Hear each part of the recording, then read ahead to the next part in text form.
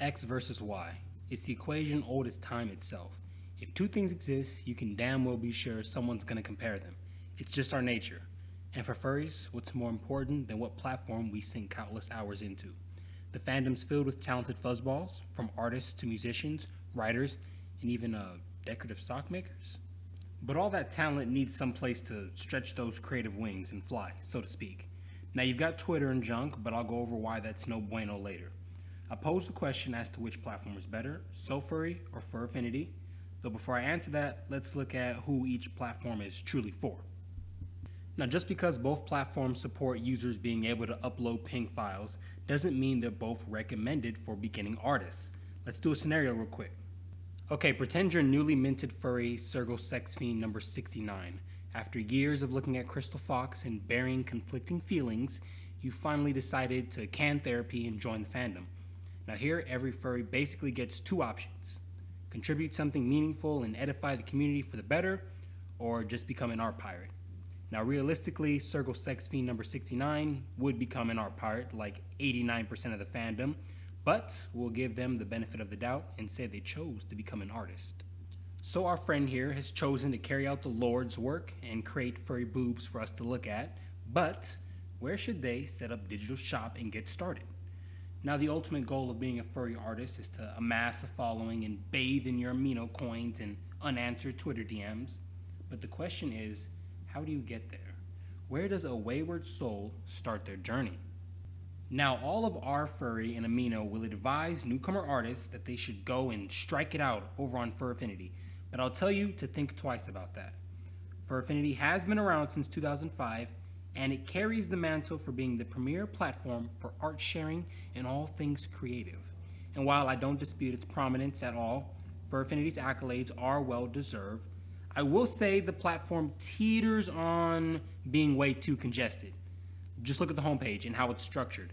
It's a freaking marketplace.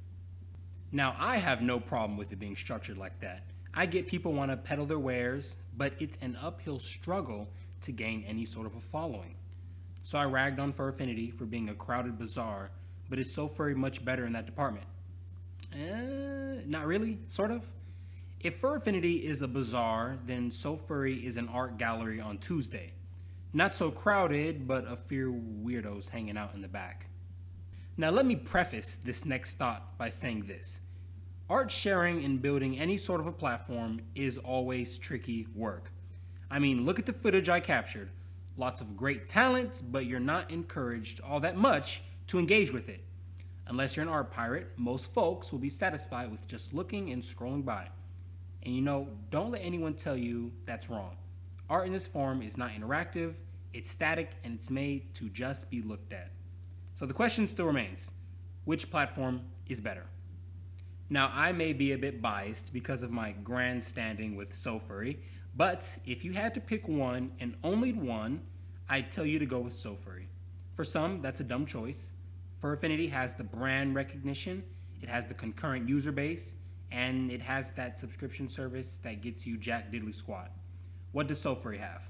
Well, for one, actual site features that are great. I promise you there's no competition there. Sofurry is a better designed website, hands down. You see, I don't care how many users or submissions a platform has if there's no proper way to curate and organize all that junk. Someone, for the love of God, please tell me how you're supposed to find anything you like on Furaffinity. Now, before the smart Alex jump in the comments talking about the search query on the side, let me just tell you that box pales in comparison to group polls on Sofurry. A group poll on Sofurry is a group with set rules and a theme unique to them. Anyone can make a pool, and that's the beauty behind Sofurry. Furaffinity separates things by media type basically. Sofurry does that and goes more in depth. So on Furaffinity, if you want to only look at female vixens sipping bourbon, you can try to cue that in on the side.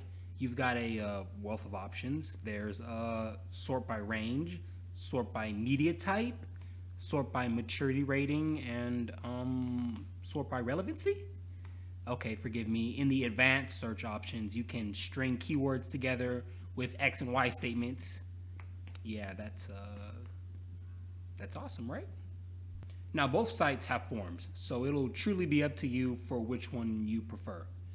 Honestly, I'd again say Sofurry's probably got the better forums, but once you've been on one furry forum, you've damn near been on all of them, to be honest. And by the way, the point of this video isn't to bash Furaffinity's lack of certain features. Far from it, actually. It's still top dog in the fandom, and for good reason. I used the comparison of the busy bazaar and the art gallery earlier to illustrate the climate between both platforms. Each has their own advantages and disadvantages depending on what you want to do. I like Sofurry. I'll don the white armor and crusade for the platform, but it ain't perfect. A gripe most people will have with the site is that the multiple upload feature, dear Lord, sucks balls. Oh my God, it's terrible. You wouldn't believe it. It's horrible. It doesn't matter if you have 10 files to upload or 2, it never works and I hate it. Like, I don't know how many support tickets I've shoved down the admin's throats, but it seems to be falling on deaf ears. Or in this case, I guess, deaf stomachs. No, seriously, if you want to do an art dump or port over your works from DeviantArt, it takes freaking forever. I mean, each submission is like 2 or 3 minutes of work if you're quick. All that tag and miscellaneous info setting takes a hot minute, I swear.